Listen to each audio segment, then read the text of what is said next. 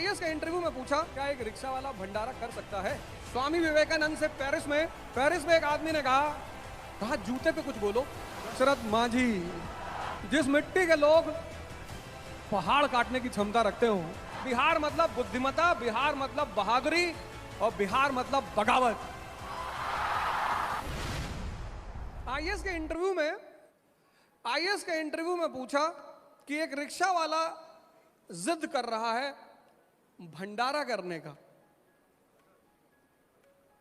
भंडारा तो देखते हो ना, खाना वाना खिलाते हैं, पानी पिलाते हैं, जूस का वितरण करते हैं। तो उन्होंने पूछा एक रिक्शा वाला जिद कर रहा था एक संत से भंडारा करने का, तो क्या एक रिक्शा वाला भंडारा कर सकता है।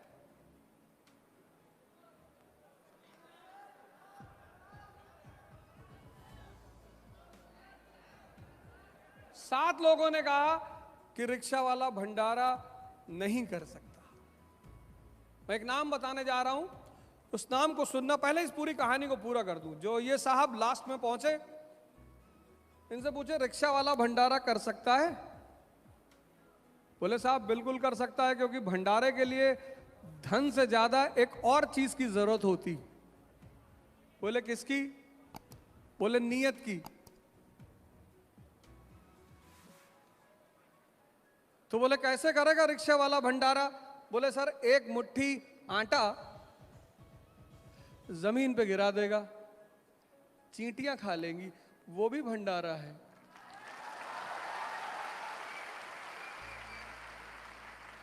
बोले एक मुट्ठी चावल छत पे डाल देगा, पंछी खा लेंगे, ये भी भंडारा है।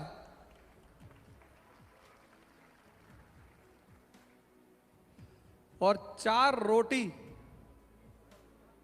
गाय को और कुत्ते को खिला देगा, ये भी भंडारा है। तो भंडारा करने के लिए धन से ज्यादा किसकी जरूरत है? तुम अपने मन, ये जो तुम्हारा दिमाग है ना, मैं तो बार बार इसी चीज पे ध्यान देता हूं। मेरा बोलना ही यही है। हमसे हमारी माता जी कहती हैं कि तुम क्या पढ़ाते हो यार, तुम पढ़े कब? और माँ है हमारी तो मानी सी बात है, उन्होंने दो जितना करीब से देखा उतनी करीब से बोले तुम कब पढ़े? मैं दिल्ली में था तो उन्होंने मुझसे कहा बिहारी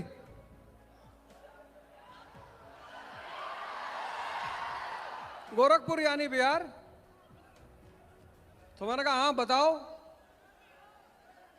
तो कहे बदमाश हो। हमने कहा दिखाई नहीं पड़ रहा है। हमने कहा लेकिन तुम एक हिस्सा देख रहे हो, एक बा से बिहार, बा से बहादुरी। बिहार मतलब बुद्धिमता, बिहार मतलब बहादुरी और बिहार मतलब बगावत, और बिहार मतलब भगवान बुद्ध। भगवान बुद्ध की धरती, यहीं तो निर्वाण मिला।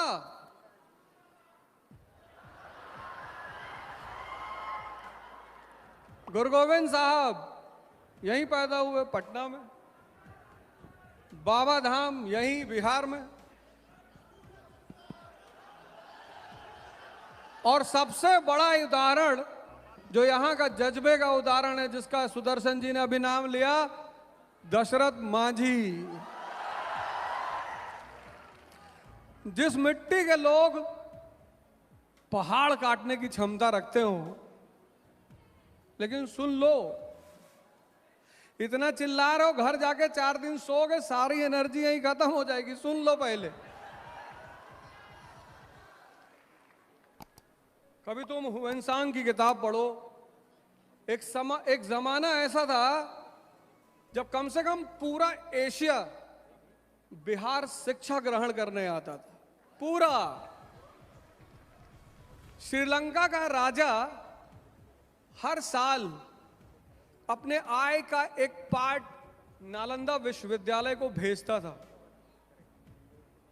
यह इस भूमि की गरिमा है।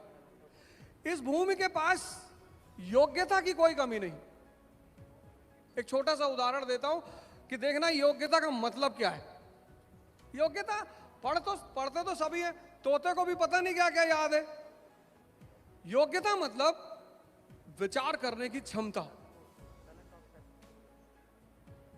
सिर्फ किताब पढ़ लेना ज्ञान नहीं है। अगर तुम संतों के साथ बैठो तो वो बार बार ये बात कहते हैं कि स्मृति ज्ञान नहीं है। स्वामी विवेकानंद से पेरिस में एक आदमी ने कहा कि बाबा जी धर्म पे तो बहुत बोलते हो, भगवान पे तो बहुत बोलते हो, अमेरिका में शून्य पर बोलकर चले आए। बोले हाँ। बोले हम जो मुद्दा दें उस पे भी बोल के दिखाओ। तो स्वामी विवेकानंद ने कहा दे दो मुद्दा, बिल्कुल बोलेंगे। तैयारी का जो मतलब है वो मैं बताने जा रहा हूं, उसको सुनना कि तैयारी का मतलब क्या होता है। तैयारी का मतलब जो 80% लोग समझते हैं कि पढ़ना, वो सेकेंडरी है।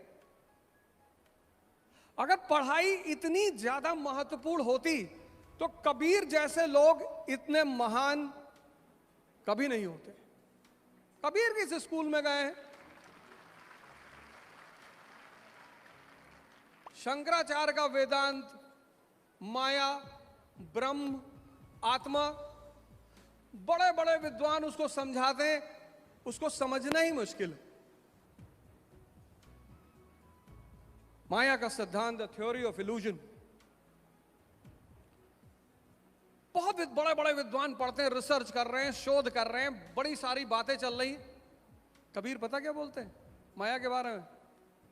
कहते हैं माया छाया एक सी, बिरला जाने को है। वीवर कह रहा माया छाया जो हमारी शैडो बनती है, कहते हैं माया छाया एक सी, बिरला जाने को है। जैसे होती तो दोनों है, दिखाई तो दोनों पड़ती हैं, लेकिन होती नहीं है। क्या एक्सप्लेनेशन है? पढ़ाई का काम है तुम्हारे विचार को, सोच को, तुम्हारे दिमाग को जिंदा करना। तो स्वामी विवेकानंद से पेरिस में एक आदमी ने कहा, पादरी ने, सुन लेना बहुत बड़ी बात है, यही है कंपटीशन। कहा जूते पे कुछ बोलो। किस पे? बोले बाबा जी जूते पे कुछ बोल के दिखाओ। तुम मान ले कि पूरा ज्ञानियों का देश है। अरे बोले महाराज जूता जीवन का संकलन है, पूरा जीवन जूते पे टिका हुआ है। बोले कैसे? बोले नया नया पहन लो तो काटता है, तो जूता काटता भी है। बोले थोड़ा सा पुराना हो जाए तो उसमें से आवाज आने लगती, चू चू करता है। बोले जूता बोलता भी है। और बोले आदमी अगर जाता बदतमीज हो तो उसको कहा जाता है कि जूते का यार है, जूता दोस्ती भी करता है। बोले और तो छोड़ो, किसी को मिर्गी आ जाए तो जूता सुंघाना पड़ता है। बोले जूता औषधि है महाराज। जूता बोलता है, जूता काटता है, जूता औषधि है। बोले और?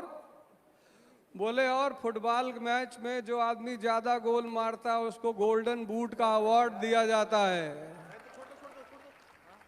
इसी बात पर कबीर ने कहा था कि पोथी पढ़ पढ़ जगमुआ आईएएस भया नकोए,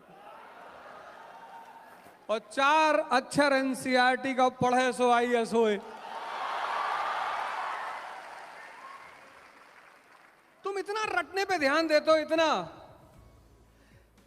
तुम इतना रटने पे ध्यान देते हो, ये तुम्हारे सोचने की विचार करना। नालंदा मॉडल क्यों कहा मैंने? ना से नालंदा, ना से निर्वाण। ये तुम्हारा मन जो है ना, अब तुम सोचो किसी आदमी को तुम जूते पे बोलने के लिए कह रहे हो, वो ज्यादा गुस्से में होगा तो निकाल के चाटो मार देगा पहले। लेकिन ये देखो दिमाग, इसको बोलते हैं विजडम, स्वामी विवेक आनंद। स्वामी किसका? अपनी इंद्रियों का, जिसने अपने विवेक को जिंदा कर लिया है।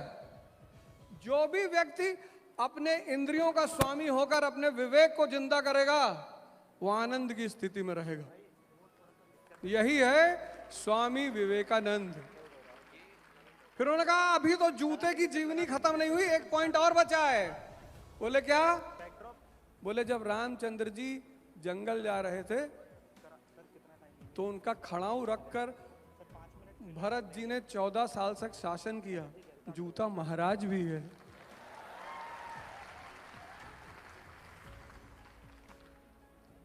हो गया ना इससे जूते पे?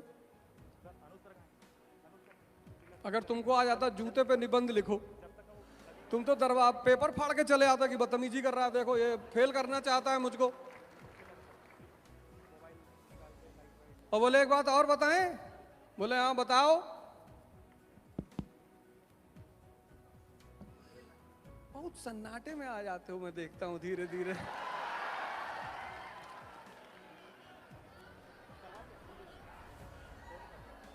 बोले हमारे यहां हिंदुस्तान में एक राज्य है बिहार, वहां जो ज्यादा दिमाग दिखाता। अरे सुन लो पहले, तब किसी का नाम ले, पहले सुन लो। कुछ लोग बिना सुने चिल्लाने लगते हैं, बाद में पछताते हैं कि ही क्या बोल दिया यार। पहले सुनो, पूरा हो जाने दो। तो हमारे यहां बोले ऐसा है कि जब किसी आदमी को मूर्खता की उपाधि से सम्मानित किया जाता है तो उसको गधे पे बिठा के जूते की माला भी पहनाई जाती है। बोले निबंध पूरा हो गया? बोले बादशाह साहब